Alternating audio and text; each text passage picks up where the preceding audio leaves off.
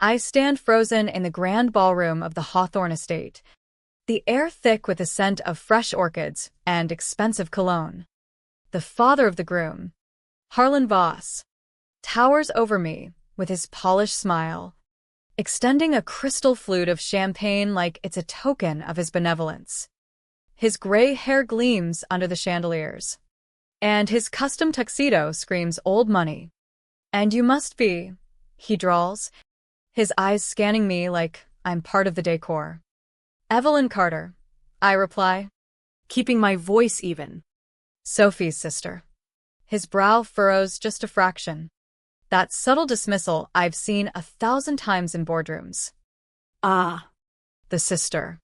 I assumed her father would be here to give her away." The words land like a quiet slap, but I hold his gaze. "Our father died 12 years ago.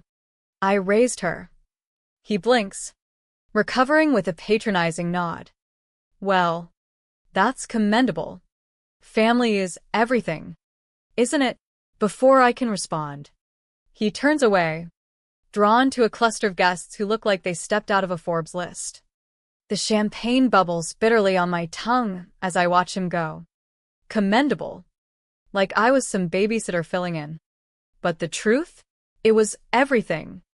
Everything I had, poured into Sophie like mortar into cracked foundations.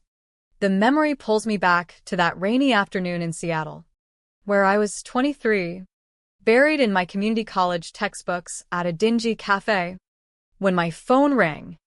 The doctor's voice was clinical, detached, massive heart attack. We did all we could. My world tilted. Dad. The man who'd built Carter Mechanics from a backyard shed into a neighborhood staple. Gone in an instant. The funeral was a haze of wilted flowers and awkward hugs. Sophie, just 14, clung to my arm in her ill-fitting black dress, her eyes wide and lost, while relatives murmured condolences. I met with the lawyer in Dad's cluttered office. "Debts total $180,000, he said, sliding papers across the desk. "Loans for the shop expansion. Unpaid suppliers. Back taxes. The bank's foreclosing." I nodded numbly. But inside, panic clawed at my throat. That night, as movers hauled away Dad's tools, the wrenches he taught me to use, the old radio that blared classic rock during late-night repairs, I knelt by Sophie's bed. She was curled up, pretending to sleep. "We'll be okay," I whispered, stroking her hair. "I promise." Okay meant a tiny studio apartment in a sketchy part of town, where sirens wailed like lullabies. I dropped out of full-time classes, juggling 2 jobs, barista by day, waitress by night. My feet throbbed, my back screamed, but the lights stayed on. Bills became my battlefield, rent $950, groceries $200, Sophie's school fees $150. I mapped them out on scraps of paper, crossing off each payment like a victory. One evening, Sophie shuffled into our cramped kitchen, holding a crumpled envelope. "I got rejected from the magnet school," she said, her voice cracking. Tears welled up, and she looked so small, so breakable. I pulled her into a hug, ignoring the ache in my arms from carrying trays all day. "This isn't the end, Soph. You're smart as hell. We'll find a way." But inside, doubt gnawed at me. I'd already sold Dad's old watch to cover her orthodontist bill, skipped meals to stretch the budget, sacrifices stacked like unpaid invoices. Then came the night Alex sat me down in our threadbare living room. My fiancé, with his kind eyes and steady job as a teacher. "Ev, I love you, but this." Sophie's needs come first. Always. Our savings for the house, gone to her tuition. Date nights, canceled for her parent-teacher meetings. His voice softened, but the words cut deep. "When do we get to build our life?" I twisted the simple ring on my finger, feeling its weight. She's family. Alex. My only family. He sighed. Sliding the ring back to me. Then maybe I'm not part of it. The door clicked shut behind him, leaving silence that echoed louder than any argument. I cried that night, muffled into my pillow so Sophie wouldn't hear. But dawn brought resolve. Whatever it takes. The warehouse job came next, a third shift at Pacific Logistics, where fluorescent lights buzzed like angry bees. I studied logistics manuals during breaks, coffee staining the pages. Forklifts hummed in the background as I scribbled notes, inventory turnover ratios, supply chain bottlenecks, efficiency models. Certification exams loomed, but I aced them, one bleary-eyed morning at a time. Promotion followed, from loader to supervisor. The extra payment Sophie could join debate club, buy new clothes that didn't come from thrift stores. Her laughter filled our apartment more often, chasing away the shadows. But loneliness crept in. Friends drifted away, tired of my constant cancellations. Dates? A joke. Who had time for romance when every hour was accounted for? Sophie's high school graduation was my turning point. She beamed on stage, diploma in hand, and spotted me in the crowd. For Dad, she mouthed. That summer, I connected with old classmates, Mia and Jordan, over late-night brainstorming sessions. We sketched ideas for a logistics app, Streamflow Solutions, something to optimize warehouse ops for small businesses like Dad's old shop. Code lines blurred into prototypes, fueled by cheap takeout and sheer grit. Our first client, a local distributor, Signed on. The check cleared, $5,000. I stared at it, tears blurring the zeros. Sophie hugged me tight. You're doing it, Ev. Just like Dad dreamed. Years blurred into code sprints and client pitches. Streamflow grew, attracting investors. I turned 30 in a conference room, celebrating with a cupcake while debugging a server crash. Sophie's college acceptance to UCLA came with a full ride. Her essays about resilience sealed it. Pride swelled in my chest, but so did emptiness. My apartment upgraded to a modest condo, but it felt hollow. No photos on the walls, just white space echoing my isolation. The call from Sophie shattered the quiet one night. Ev. He proposed. Her voice bubbled over the phone. Nathan Voss, you have to meet him properly. Voss. The name rang bells. Harlan Voss, the logistics tycoon who'd scoffed at our early pitch, calling Streamflow a cute hobby project before offering pennies on the dollar. His son? My stomach twisted. But Sophie's joy drowned out the warning bells.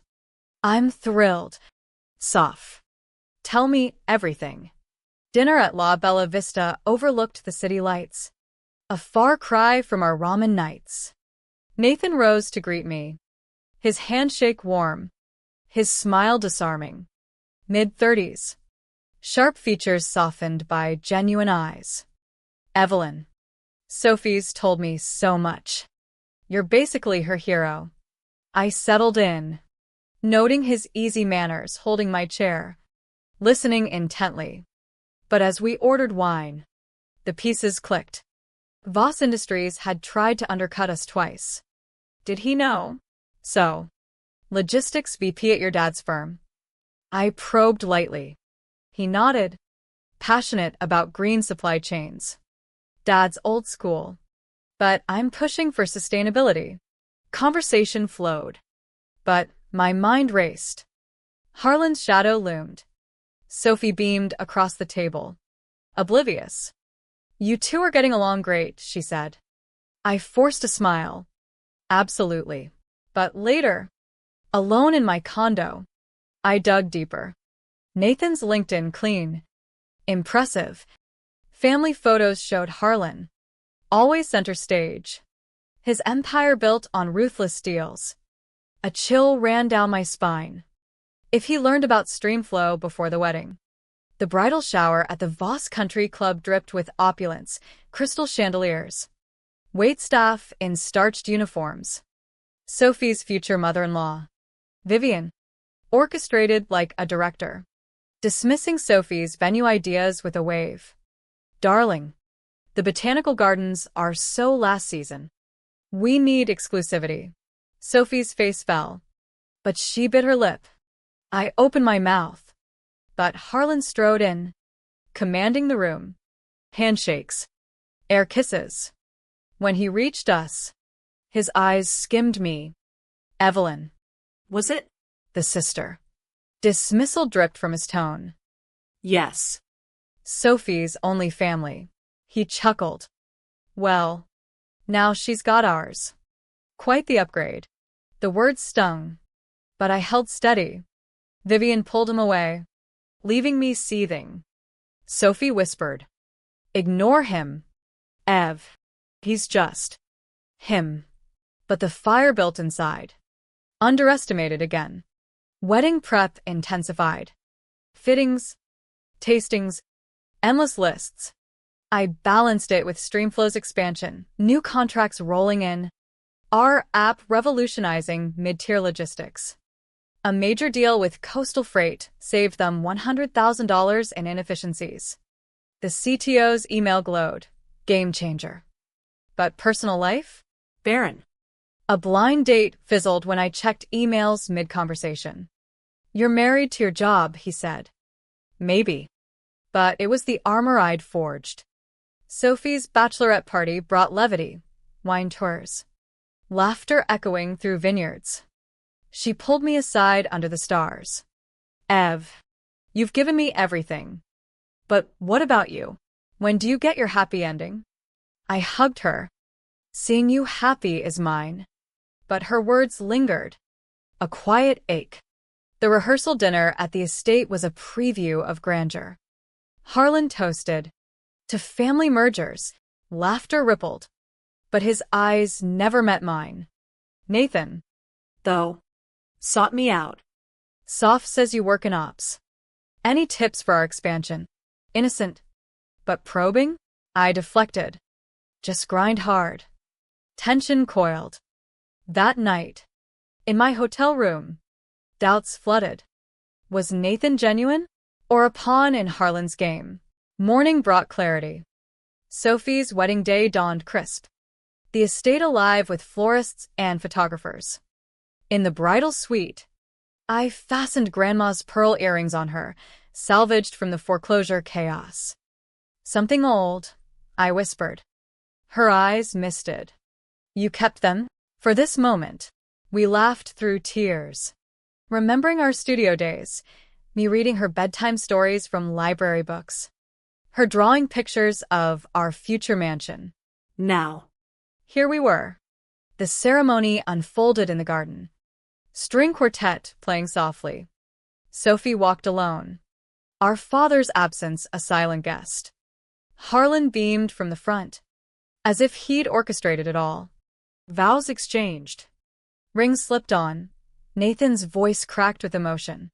Reception followed, tables laden with lobster. Champagne flowing. My seat, peripheral, amid distant relatives. Harlan glided past, ignoring me. Vivian paused briefly. "Lovely event, isn't it?" Sophie fits right in. Her smile was ice. I nodded. Simmering. Then, the MC announced speeches. Best man first. Then. And now, Sophie's sister, Evelyn. My heart pounded. Sophie had insisted last minute. "You know me best." I approached the mic. Room hushing. Silence built. Thick and expectant. "Sophie has always seen the best in people," I began, voice steady. "When she was 14, Dad died, leaving us drowning in debt. No safety net. Just each other." Gasps rippled. Harlan's flute paused. We scraped by in a studio where roaches were roommates. I worked endless shifts, but Sophie? She dreamed big. Never bitter. Eyes locked on Harlan. Success isn't mansions or mergers. It's resilience. Love. And yes, along the way, I co-founded Streamflow Solutions, the app your firms chase. Shockwaves hit. Harlan paled. But tonight's about Sophie, who chose a man who cherishes her. Applause erupted. Sophie rushed up, hugging fierce. I love you. Tears fell. Release washing over me. The applause thundered. But Harlan's face, ashen, frozen, stuck with me. He set his glass down with a clink that cut through the noise, his eyes darting to Nathan, who looked stunned but admiring. Vivian whispered furiously in his ear. But the damage was done. Guests murmured. Phones emerging for quick searches on Streamflow. A venture capitalist approached me later, card in hand. Impressive pivot. Let's talk. But I waved it off, focusing on Sophie, who pulled me to the dance floor. You slayed that, she laughed, spinning under my arm. Nathan joined, his hug unexpected. That took guts. Dad needed the wake-up. Harlan hovered at the edges, his empire suddenly smaller. The night wound down with cake-cutting and toasts. Harlan finally approached, his stride less assured. Evelyn. A word. We stepped to a quiet terrace. City lights twinkling below. I underestimated you, he admitted. Voice gruff. That offer last year. Business. I crossed my arms. It was personal. You dismissed us like amateurs. He nodded. Fair. But now? Partnership potential. I met his eyes. On my terms. He extended a hand. Deal. But as I shook it, satisfaction mixed with wariness. Was this respect? Or strategy? Weeks later, back at Streamflow's sleek offices in downtown Seattle. Acquisition offers piled up. Harlan's revised proposal sat atop. Fair market value. Plus equity. Mia leaned in my doorway. Voss wants a meeting. I sighed. Schedule it. But first, dinner with Sophie and Nathan at their new loft. Laughter filled the air over pasta. Dad's obsessed with your app now, Nathan chuckled. Sophie squeezed my hand. And you? Taking that vacation? I hesitated. Maybe. Her eyes softened. Ev, you've carried us long enough. Live a little. The words hit home, stirring old wounds.